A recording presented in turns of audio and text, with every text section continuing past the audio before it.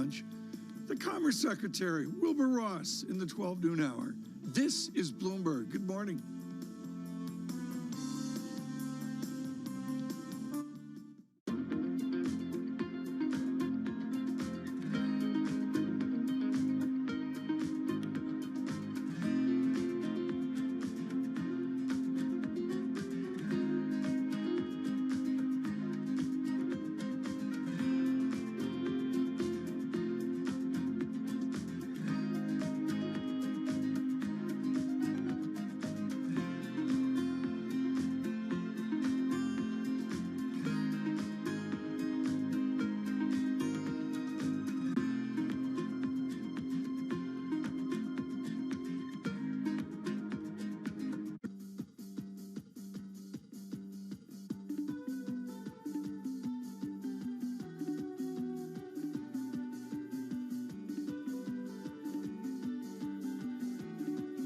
This is Bloomberg Best, your weekly review of the most important business news, analysis, and interviews from Bloomberg Television around the world. Ken Burns, welcome to Bloomberg Big Decisions. We have always been a mixture of things. We are always stronger for that mixture. Growth is a way to stay competitive, delight more and more consumers. Welcome to the Best of Bloomberg Technology. I'm Emily Chang. They've moved the needle by acknowledging that they have to monitor the content.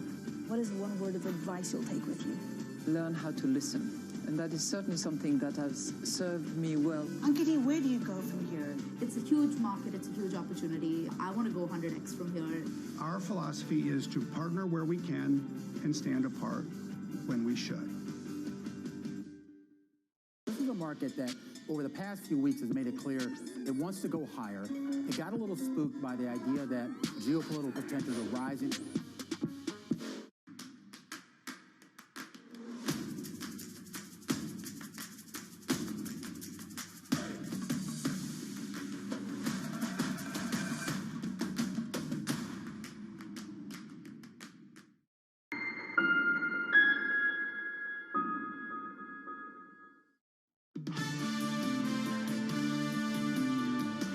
Bloomberg Surveillance, good morning. What an odd day it is. Anna Edwards in London. I'm Tom Keene in New York. And, of course, the Powell speech, the Republican National Convention, this horrific hurricane down in Louisiana. Thank you to Brian Sullivan. Thank you to Rob Carolyn for their really careful coverage of the storm, again, just below Shreveport right now. Right now, though, we turn to the markets, and it's easy to do with Ben Laidler, who has been absolutely lights out on the bull nature of this market since the depths of December, a few Decembers ago. He is with Tower Hudson Research. Ben, I want you to reaffirm the level of bullishness that you are right now, because you can get very nuanced in your research note. Listen, I think all the risks remain to the upside, and I think this market is much better supported than people think. I mean, I think it's been shocking how resilient activity has been throughout this recovery, and I think the catalysts that are coming up, new cases in the US just continuing to come down, the level of lockdown restrictions still remain very high. So I think that sort of unwinding trade, I think, begins to restart from here. I think we're reaching that moment where we're going to get sort of definitive sort of vaccine news, and I still haven't given up hope that we're going to get this sort of fiscal stimulus. I mean, I think those are all your sort of upside catalysts, and then supporting that, we still have these very low rates, these very low bond yields. Again, this sort of resilient activity. We're having this upturn in the earnings cycle, which I think is crucial. This historically good, certainly relative to expectations, second quarter, and you've had, US is now basically leading the world in terms of earnings upgrade. So I think the fundamentals are really beginning to sort of move in your favor. And I know sort of people are, we're sort of getting altitude sickness up here at 23, 24 times earnings, but I think, the key is now those earnings really beginning to recover. I mean, we're not now looking for more multiple re-rating. It's the earnings are now doing the heavy lifting from there. Your bullish stance is fine, but do you do it or do you state it understanding there will be a price to pay 2, 3, or 4 years out, or is it a bullish stance that can be managed out with some form of relative calm and confidence? Yes, I think so. I mean, there is obviously two big drivers here, within the market. We've got sort of half to 2/3 of the market, which has done very, very well here. So, the broader sort of tech sphere, which is coming out of this in much better shape than when in. You've had the sort of accelerated tech adoption. And I think that story just sort of runs and runs. It may obviously calm a little bit, but I think that's a sort of secular story. And then the more sort of cyclical story is these sort of reopening stocks, the sort of cyclical side of the market here.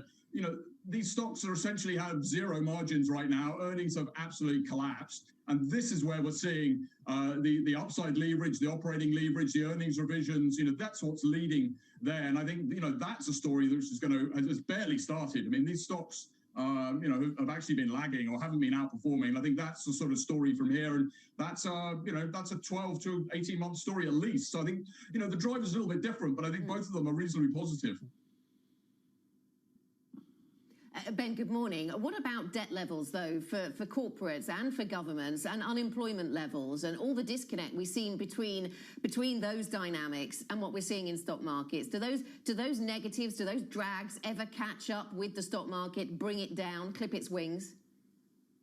Well, that's absolutely the vulnerability, right? Which is why the earnings recovery is so important. I mean, markets obviously, lead economies. We've always seen that. The question is just, does that ever become too big, or does it become unjustified?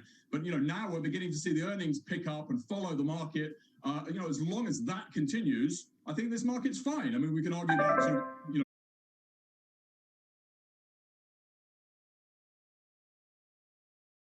I think is very important. And so that's why, I'm very focused on that sort of incremental data point. Are the cases beginning to come down? Are we going to get, a little bit more fiscal stimulus? Is that incremental data point going to be positive, which is going to keep pushing that, that earnings cycle? And as long as that remains the case, I think this market remains, it's going to keep grinding higher. And I do think it's a pain trade, right? Because I think a lot of people have missed the rally and are very reticent to sort of, get in here. And I think, there's a lot of supports to the market, but I think the fact that so many people have missed the rally, and you've had, 2 weeks of equity inflows in the last sort of 3 months, I think, that's one of the, many supports that I think this market still has. When you look at earnings releases from corporates, though, do you have confidence in their outlook? I mean, you talk about cases coming down. That's the US story. Cases are ticking up in Europe, not back to April levels in most cases, but in some. And that's where the area of concern is, isn't it? That if we go into the Northern Hemisphere winter, we get to at least localized lockdowns that take the edge off recovery and reduce visibility for companies. So I think that's absolutely right. I think this is going to be a sort of, bumpy street, but I think, we're not going back to the full lockdown that we had, 2-3 months ago. We're not going back to, I think, to the level of cases in places like Europe that you had, 3-4 months ago. So again, I think the incremental movement is sort of positive. What I would say, though, is, if we look at second quarter, twice as many companies gave guidance, this quarter as last quarter.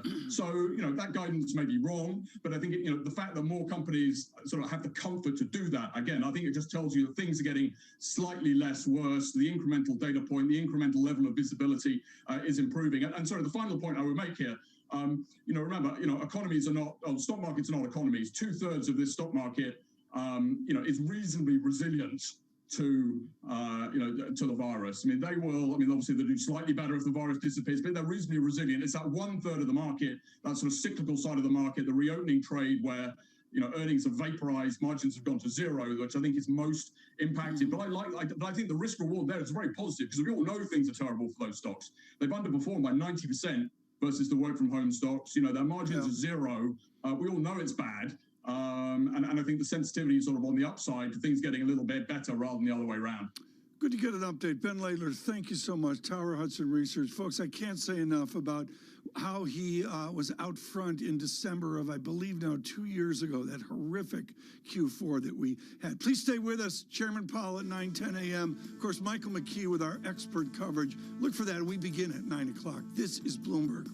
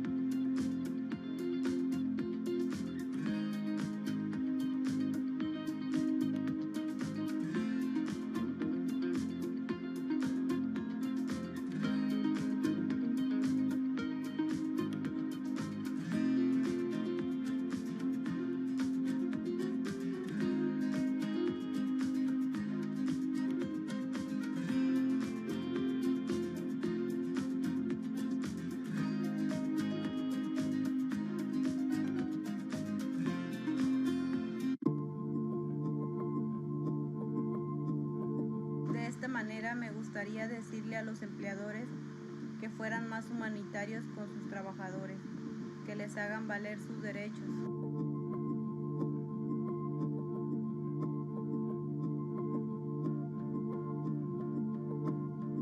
Y estábamos viviendo en dos casas, en una 50 personas y en la otra otras 50. En cada casa había 5 habitaciones. En cada habitación había de 3 a 4 camas abarrotadas. Vivíamos de 6 a 7 personas. Un baño para cada habitación y una cocina para todas.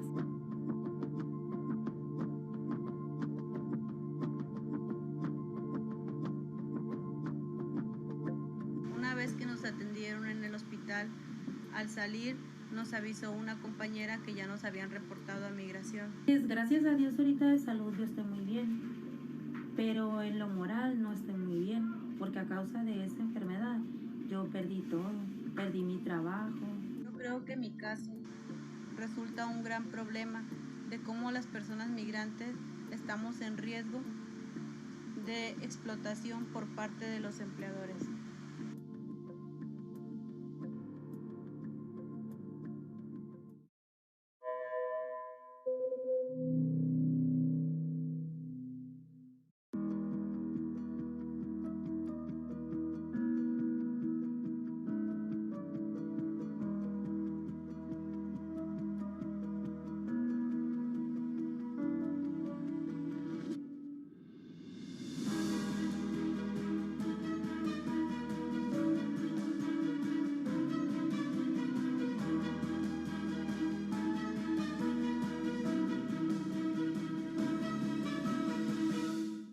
We know it's a pandemic, and we want to be very responsible for pricing. We plan to underprice this vaccine for its value, especially in the pandemic phase.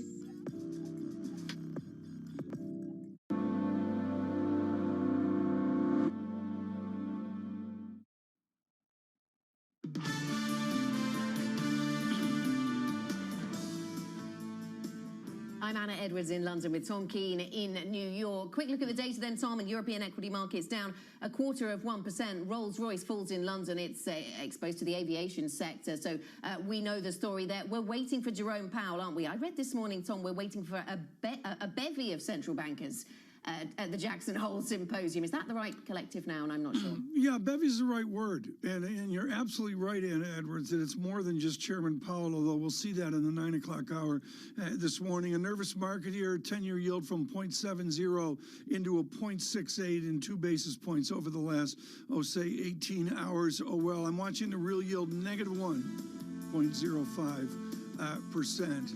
Later today, James Bullard of the St. Louis Fed after the Powell speech. This is Bloomberg.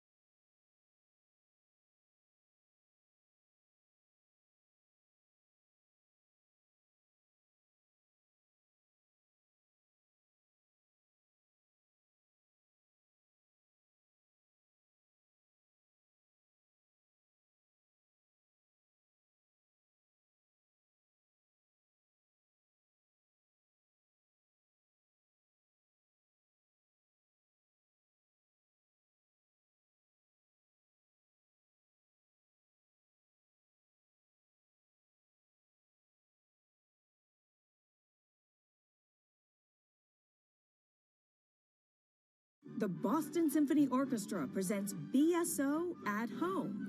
While you stay inside, enjoy a curated collection of archived concerts and behind-the-scenes stories from BSO musicians. BSO Homeschool provides lessons for music lovers of all ages. New performances and messages from musicians are added regularly. Enjoy these selections and much more at bso.org/at-home.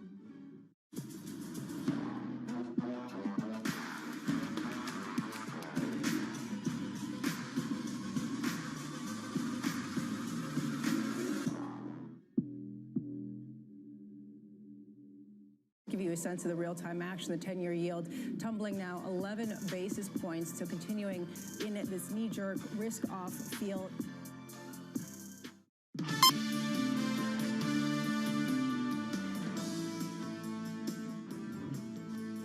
Where we fought for free and fair trade, and this president stood up to China and ended the era of economic surrender, Joe Biden has been a cheerleader for communist China. Because of the strong foundation that President Trump poured in our first 3 years, we've already gained back 9.3 million jobs in the last 3 months alone. Too many heroes have died defending our freedom to see Americans strike each other down. We will have law and order on the streets of this country for every American of every race and creed and color. We're on track to have the world's first safe, effective coronavirus vaccine by the end of this year. And we're not just opening up America again. We're opening up America's schools. After all the sacrifice in this year like no other, all the hardship, we're finding our way forward again. So with gratitude for the confidence President Donald Trump has placed in me, the support of our Republican Party, and the grace of God, I humbly accept your nomination to run and serve as Vice President of the United States. The Vice President, and of course, President Trump speaking tonight as well. This is the number one guy I want to talk to, and I hope you really enjoy this. Rick Davis is the former campaign manager for John McCain, but barely describes his ability and his historical perspective on his Republican party. He is at Stone Court Capitol. Rick Davis, the elements here, like the 1850s after the collapse of the Whig Party, the American Party of 1854, it is just shocking, the similarities that I see. What does the future of your Republican Party look like? Well, I think there are two paths to take. One is a Donald Trump reelection, and I think you see the more of the Republican Party taking on the identity of Donald Trump, not the philosophy and the ideas that have been shaped by Abraham Lincoln and Ronald Reagan and Teddy Roosevelt, my heroes in the Republican Party.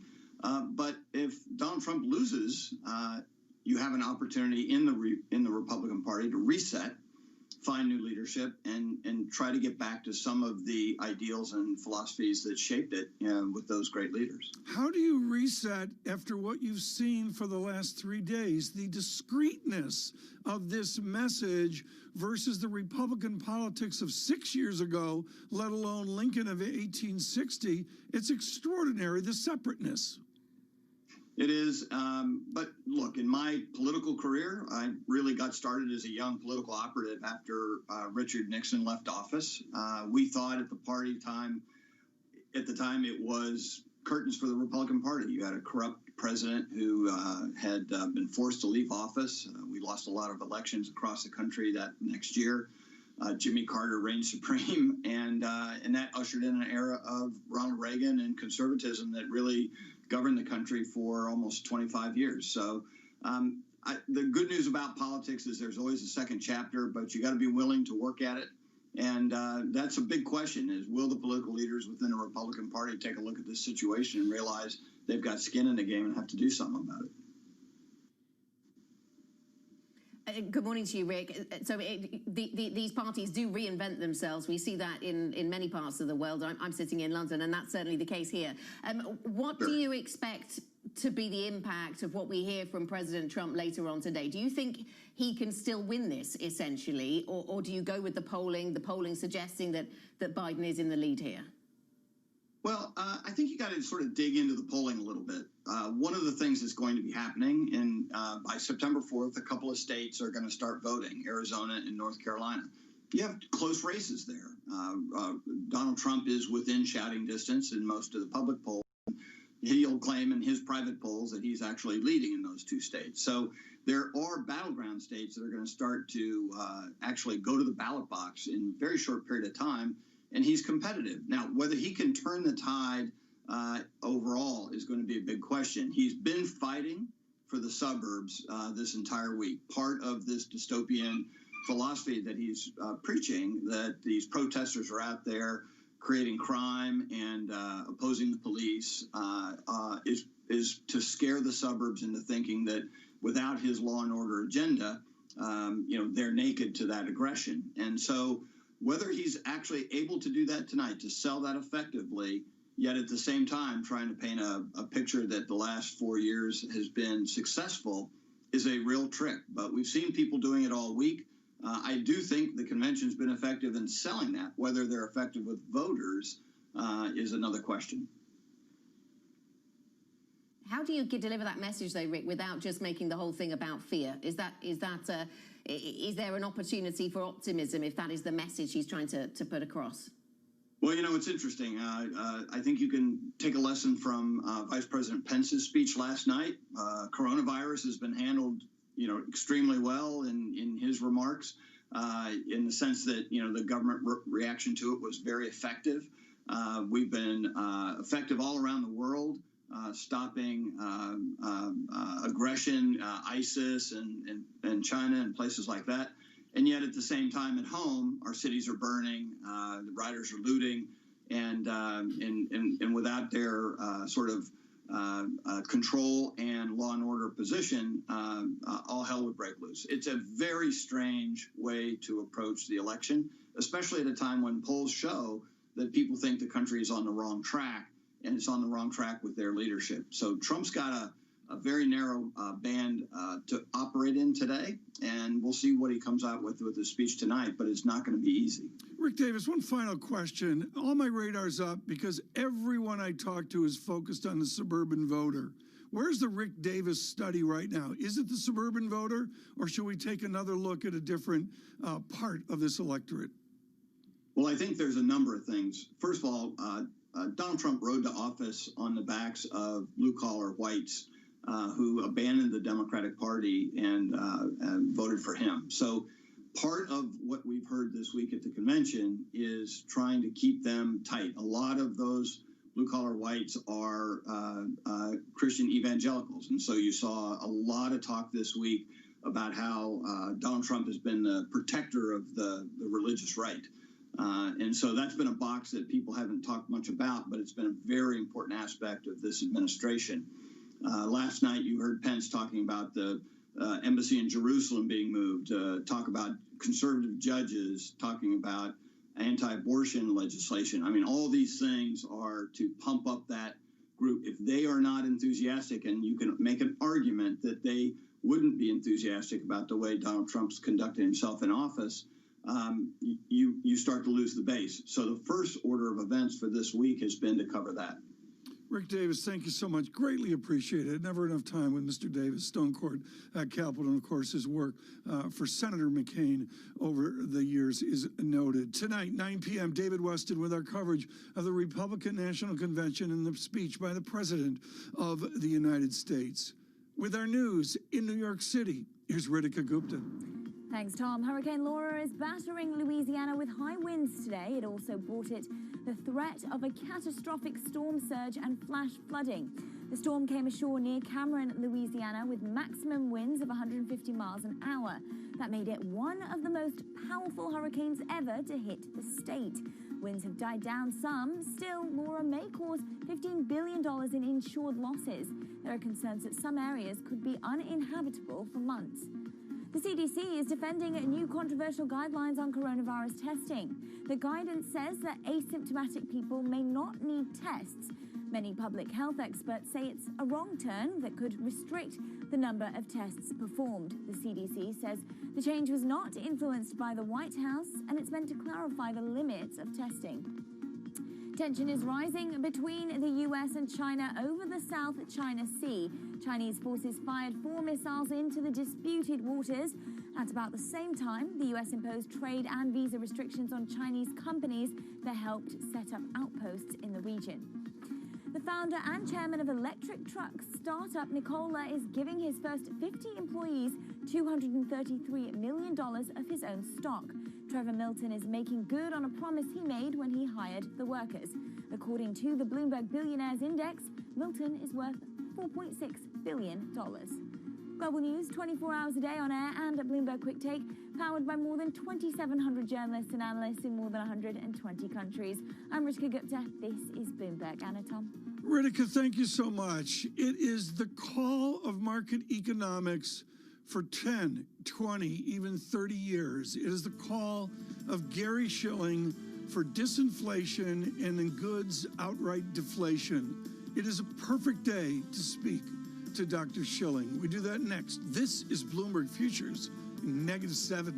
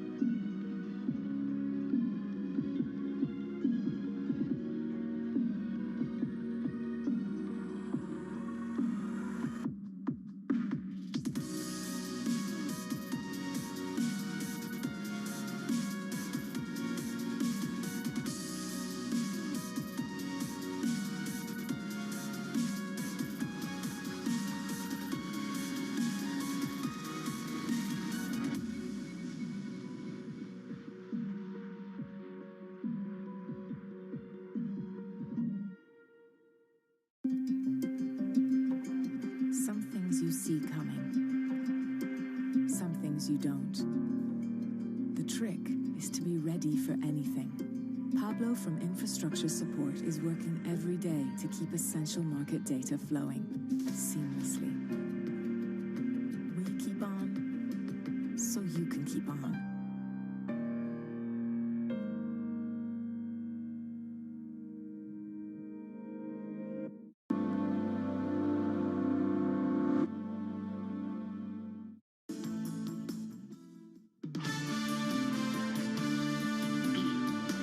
Bloomberg Surveillance. Good morning, everyone. Anna Edwards in London. I'm Tom Keeney in New York. An exceptionally busy day. Chairman Powell speaking in the 9 o'clock hour. Right now, without question, the interview of the day on a dearth of inflation. It is the market call of a generation. Gary Shilling at Merrill Lynch Economics years ago and with his own shop for decades has called for persistently low rates towards deflation. And I can't say enough about his classic book, Deflation. Dr. Shilling joins us on this morning with a yield 0.68%, 0.68%. Gary Shilling, should Chairman Powell worry about a substantial negative inflation-adjusted yield? Yeah, I think he should. And of course, the Fed is determined not to see negative rates nominally. They've seen that experiment in Japan and in Europe. And the effect was the opposite of what they expected. They thought that negative rates would encourage people to borrow and spend, but it did the opposite. People reasoned that their assets were going to be worth less with negative rates, so they saved more, spent less. So the Fed is basically, as they've termed it, they're zero bound. So with a zero bound nominal rate, it means that real rates could be negative, and I think that is a concern because it's obviously very disruptive to the economy. Gary, your newsletter is laced with research that provides history. Is there any evidence that a central bank can jumpstart inflation? I don't think so. I mean, the Fed use the various analogy, lead the horse to water and the horse doesn't want to drink. Pushing on a string, monetary policy idea, you pull on the string, you can tighten, you can get effects. But if you try to push on the string, if you try to ease monetary policy, not much happens. The Fed can raise and lower interest rates, they can buy and sell securities, but they can't actually get people to spend. They can't really create inflation. If you look at the collapse in the velocity of M2 money, Tom, you can see how ineffective the Fed has been in trying to recreate inflation. They pumped out all these reserves. They bought everything in sight. They really moved into fiscal policy, buying even fallen angels, previously investment-grade bonds that are now junk. Nothing has really worked, but those reserves are just sitting there. So I think the Fed has almost powerless in terms of recreating inflation. Gary, good morning. It's Anna here in London. So when we look ahead to the Jackson Hole Symposium later on and what we're going to hear from Jay Powell, should we expect something really creative in new policy terms or new guidance to try and create that inflation, or is the battle lost? Well, the one thing that he might do is what they've been working toward is sort of throwing in the towel on the idea of this 2% inflation target. Now, I think that this idea of this flexibility of saying they'd be willing to see inflation run above, above their 2%, which all central banks have, or below as long as it averages. I think they're really in effect admitting that they have been totally ineffective in reaching that goal of 2%. And so rather than simply say, hey, we screwed up, we can't do it, they're saying, well, we'll ease up the borders, we'll open up. And he may be much more specific on that. The Fed has been working toward that, so if he were to announce it, it wouldn't be any great surprise.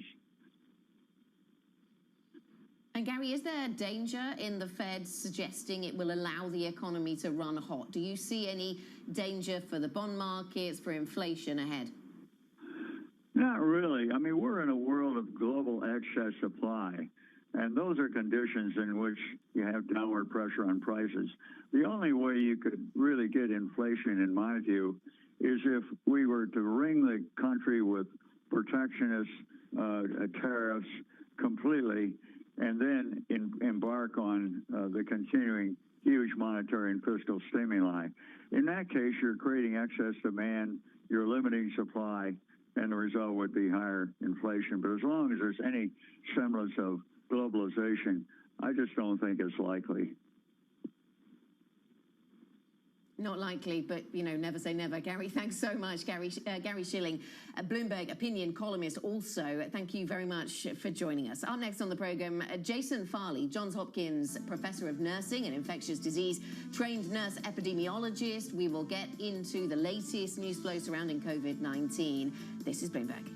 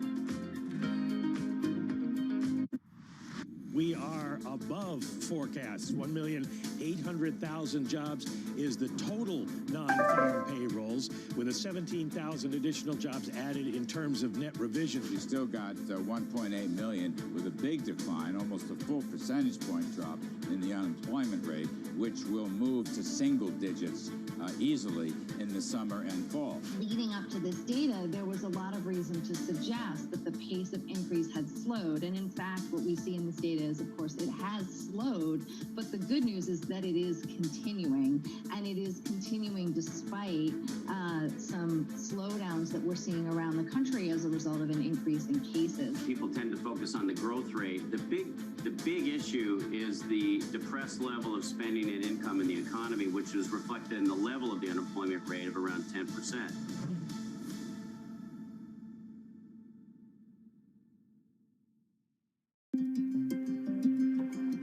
Some things you see coming. Some things you don't. The trick is to be ready for anything. John from Infrastructure Support is working every day to keep essential market data flowing seamlessly. We keep on, so you can keep on.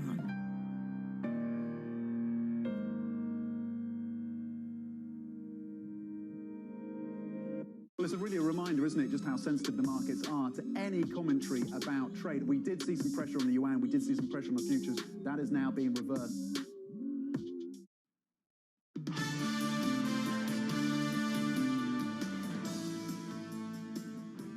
I'm Anna Edwards in London with Tom Keane in New York. This is Bloomberg Surveillance. Let's focus on COVID-19 as we continue to track the virus. Bloomberg has developed a unique partnership with the leading authority on COVID-19. Johns Hopkins has been at the forefront of the international response. Every day we'll bring you insight from experts in public health, infectious disease and emergency preparedness.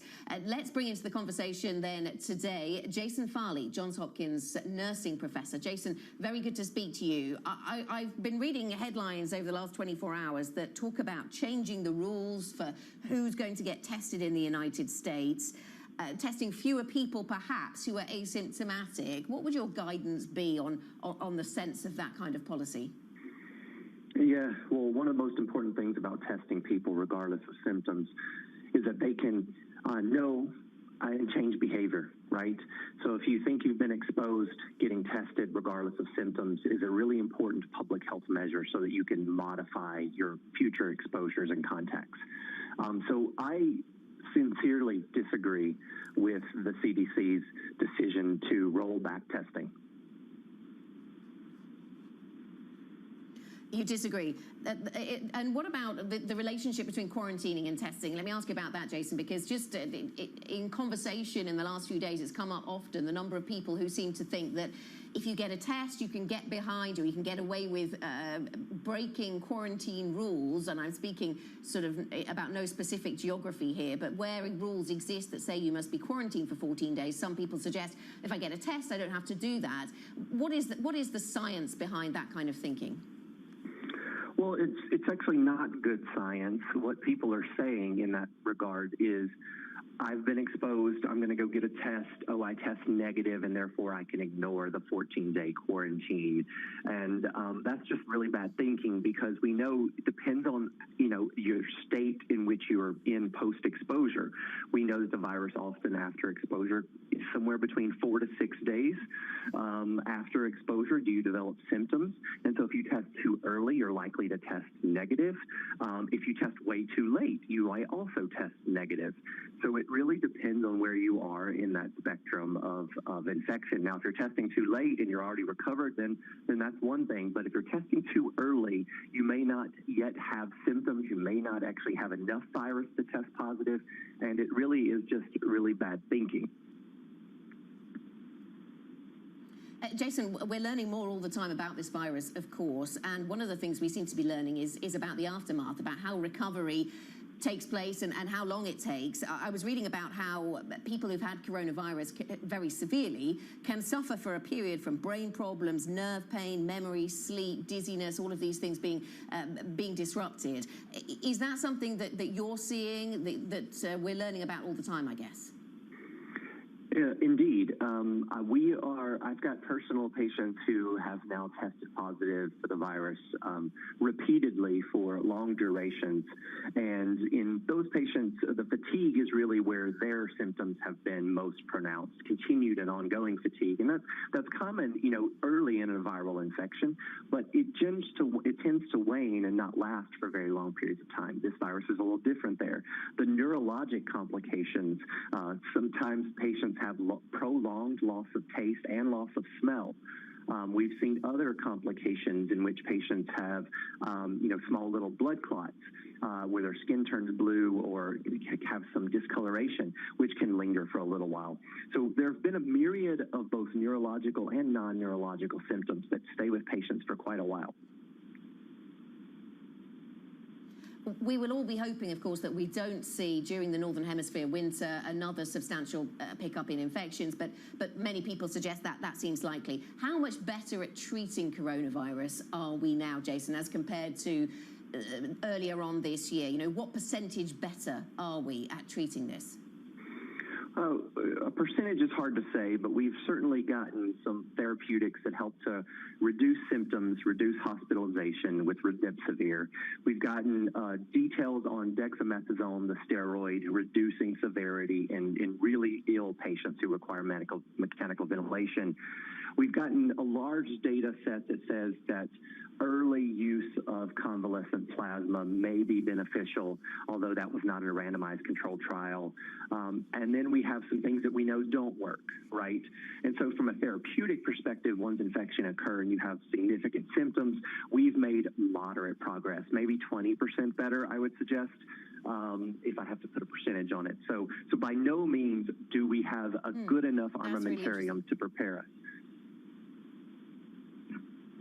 Jason, thanks so much. Thanks for joining us. Jason Farley of Johns Hopkins. Be sure to check out Virus Go on the Bloomberg for the latest information on COVID-19 and tune in every day for our exclusive conversations with Johns Hopkins experts for an inside look at battling COVID-19. We also take into account some of the geopolitics around this with Johns Hopkins as well. Let's get to the data then. Quick data check before we go. We're down 0.2% in Europe on the stock market. US futures point to the downside, but not by much, by 2 or 0.3% on the various markets as we all wait in a kind of holding pattern, waiting for further news from Jay Powell, tracking Hurricane Laura in Louisiana as well. This is Bloomberg.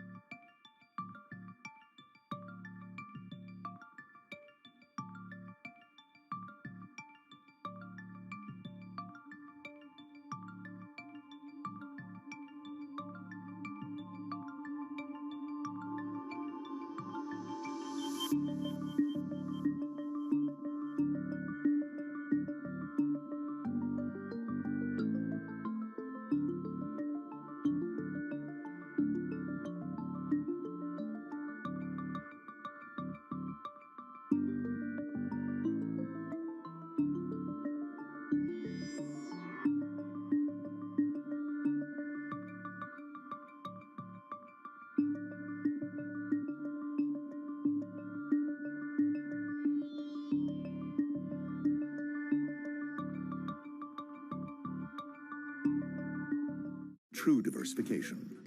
That's what adding commodities exposure to your stock and bond portfolio can help provide. The Bloomberg Commodity Index is the standard for commodity market exposure. 23 traded commodities are represented: agriculture, livestock, metals, and energy. The Bloomberg Commodity Index is the benchmark most widely used by investment professionals globally. Track your commodity investments with a proven financial information partner. The Bloomberg Commodity Index. True diversification. We've put ourselves on the front foot again by adapting all the company, by resizing, by adjusting production rates, by adapting the supply chain as well to this new difficult environment.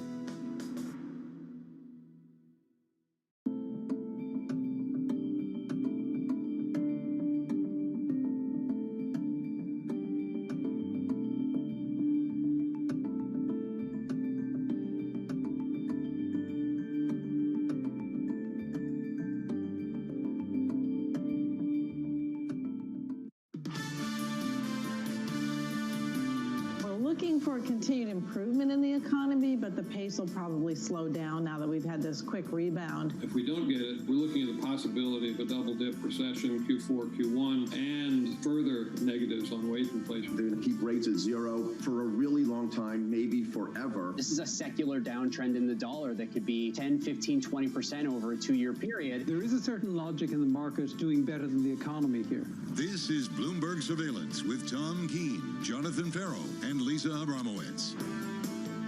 Good morning, everyone. Jonathan Farrow, Lisa Abramowitz, and Tom Keene. Mr. Farrow continues his sabbatical. Abramowitz in the office today for a most unusual Thursday as well. A hurricane much greater than what was anticipated 4 or 5 days ago, harkening back to 1856. This west of New Orleans, far east of Houston as well. And we've got this, that, unemployment. We've got jobless claims coming up here at 8:30. But Lisa, really, all is pushed aside for around 9:10 a.m., a speech by Chairman Powell. Yeah, and Chairman Powell very much at the center of a storm in many ways as he tries to push ahead to fiscal stimulus. We were talking about that a couple weeks ago. That seems to be off the table as the political back and forth of the RNC and DNC take front and focus. But really interested to hear what he says about inflation as real yields drop near all-time lows yet again, Tom. And again, the real yields dropping, folks, is increasing inflation expectations. I looked this morning at Great Britain. I looked at the United States, Europe, and even Switzerland, and that rate of change of inflation expectations, with the U.S. leading the way to a higher vector right now versus the other three major countries as well. We've got lots to talk about, but best yet, here's Lisa Abramowitz with a morning brief. Yeah, we're looking right now. 8:30 a.m. is the other bonanza of data that we're going to be getting. We're going to be getting Q2 GDP figures, but also those initial jobless claims, as you talked about. We're expecting another 1 million read of new initial jobless claims filed. This brings 23 of the past 24 weeks at 1 million or more new claims. 9:10 a.m., as you said, Fed's Jay Powell speaks from that Jackson Hole Cyber Symposium. And then 10:30 p.m., President Trump is going to be delivering his nomination acceptance speech to the Republican National Convention from the White House, which is controversial. Interesting to see how he builds on a multi-pronged RNC here. We've got both the law and order side of things, the economic side of things, and trying to rebut former Vice President Joe Biden's claims about the virus response under President Trump, Tom. Really extraordinary, and I do agree with you, Lisa. This 8:30 number this morning is extraordinary. Lisa, Ben Laidler of Tower Hudson reaffirming his bullishness off better cases, off better death statistics for the pandemic. But Ben Laidler really didn't want to address 14% unemployment. Yeah, here's my question. 3 weeks ago, you and I were talking with economist after economist that said a delayed fiscal stimulus, a round 2 of CARES 2.0, that any delay would lead to a decline in stock valuations. We are at new record highs. Mark Meadows of President Trump's administration yesterday came out and said it is unlikely we will have any sort of deal on the second round of fiscal stimulus until the end of September at the earliest. I don't understand this, Tom. I wonder how they can get there. Let me do a data check right now into Christopher Harvey. And of course, we welcome all of you on Bloomberg Radio, Bloomberg Television, a simulcast. We like that. We've been thrilled with the response. Send in your emails. Send Lisa Lisa, all the good news. I don't want any bad news, any hate, any shade going to Lisa Abramowitz.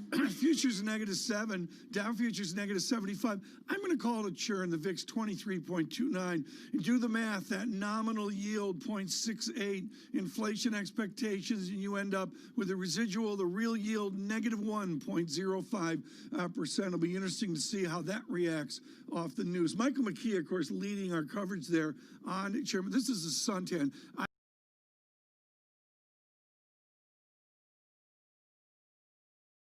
And Lord. You know, the skin is peeling. And, I'm sorry. Well, you know, that's why you have to portage, because then you're holding the canoe above your head, and then that's good shade. Yeah, but I did the portage with the aluminum thing underneath me to get any available rays as well. Christopher Harvey with us, and the problem with Christopher Harvey is when you get his research note, you go, damn, because there's always one or two sentences in it that you got to find that are absolutely brilliant. Christopher Harvey with Wells Fargo, you absolutely nail the under ownership of Apple Computer. Explain to our audience on radio and TV, how is it possible Apple is under owned?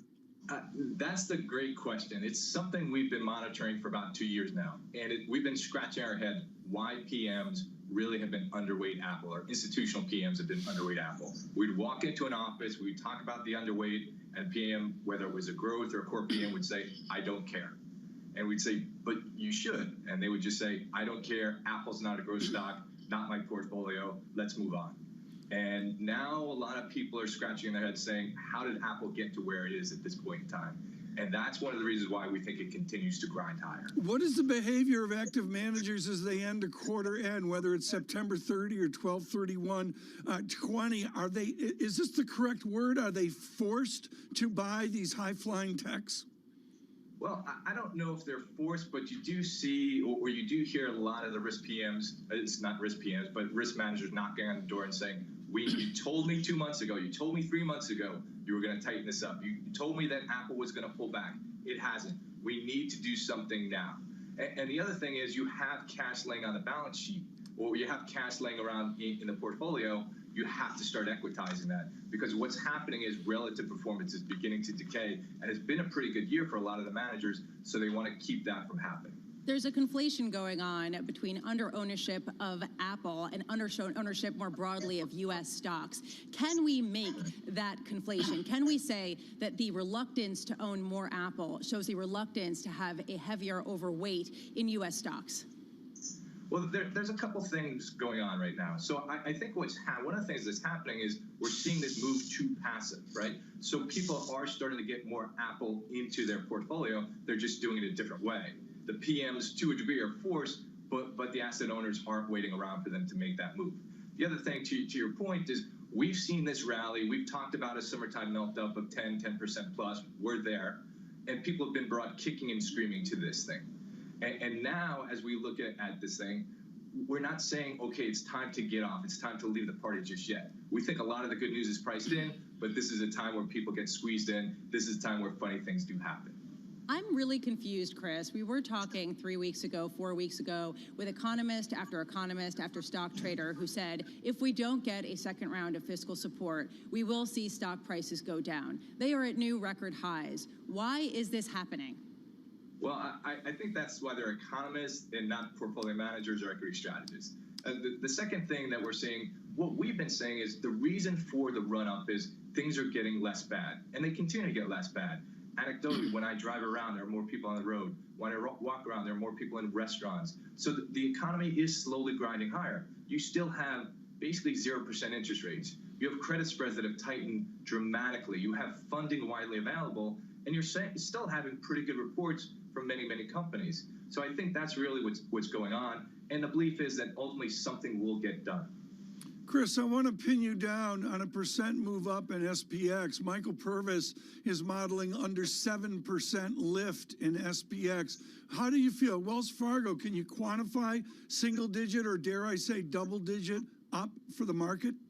So our price target, so we've been one of the more aggressive people off the bottom. We've had one of the higher price targets, but we're actually through our price target at this point in time. Our price target is 33.88. But when we got there, we didn't say, okay, okay, we're right, the market's wrong, the market's going to fall apart. What we said is there's plenty of reason for this market to continue. Now what we're saying is we're looking less about market direction and more about constituents in the portfolio.